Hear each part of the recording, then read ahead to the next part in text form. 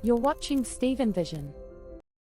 384. You can swipe right here. Oh, it's declined.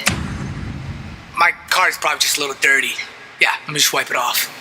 Yeah, it should work now. Okay. Ooh, it's still declined. The card's just dirty. I'm gonna clean it real quick.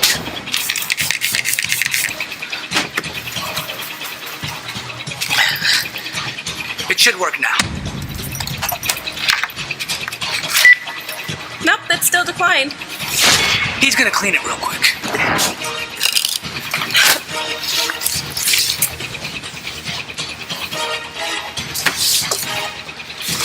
It should work now. Sir, it's still declined. Getting a credit card can offer various benefits, but it also comes with potential drawbacks. Here's some serious things to consider before you make the life-changing decision. Reasons to get a credit card. Build credit history. Using a credit card responsibly can help you establish and build a positive credit history, which is crucial for future financial endeavors such as getting a low-interest mortgage if your credit score is high. However, you can still get a mortgage with manual underwriting, so you don't necessarily need a credit score.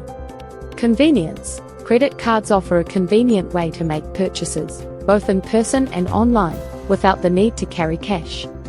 Emergency fund. A credit card can serve as a backup in emergencies when you don't have immediate access to cash, helping you cover unexpected expenses. Rewards and benefits. Many credit cards offer rewards programs, cashback, travel perks, and other benefits that can save you money or enhance your experiences. Fraud protection. Credit cards often come with strong fraud protection measures, making it easier to recover lost funds in case of unauthorized transactions. Building discipline. Using a credit card responsibly can teach you financial discipline and budgeting skills, as you have to manage payments and balances. Reasons not to get a credit card. Debt accumulation.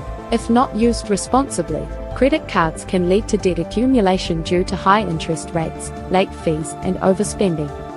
Interest charges. Carrying a balance on your credit card can result in significant interest charges, especially if you only make minimum payments.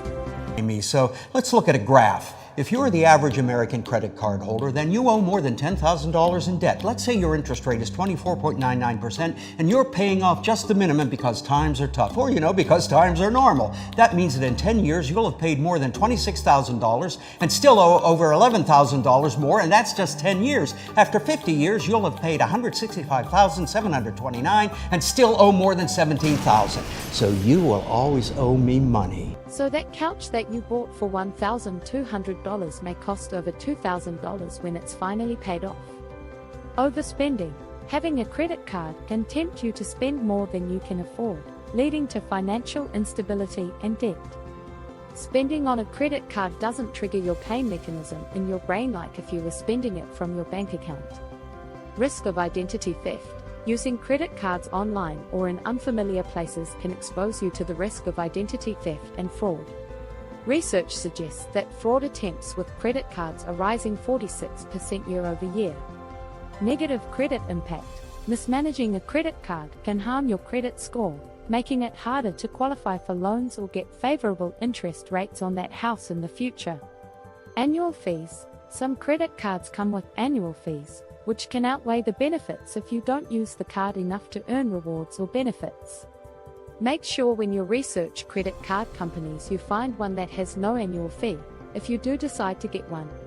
Complexity. Managing multiple credit cards, payments, and due dates can become overwhelming and lead to missed payments and fees.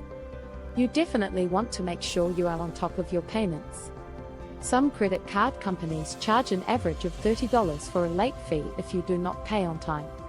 Ultimately, the decision to get a credit card depends on your financial habits, discipline, and understanding of how credit works. If you can use a credit card responsibly, it can provide convenience, rewards, and help you establish a positive credit history. However, if you're prone to overspending or mismanaging debt, it might be wise to avoid credit cards. Say it with me. You're not a credit card person. Thanks for watching.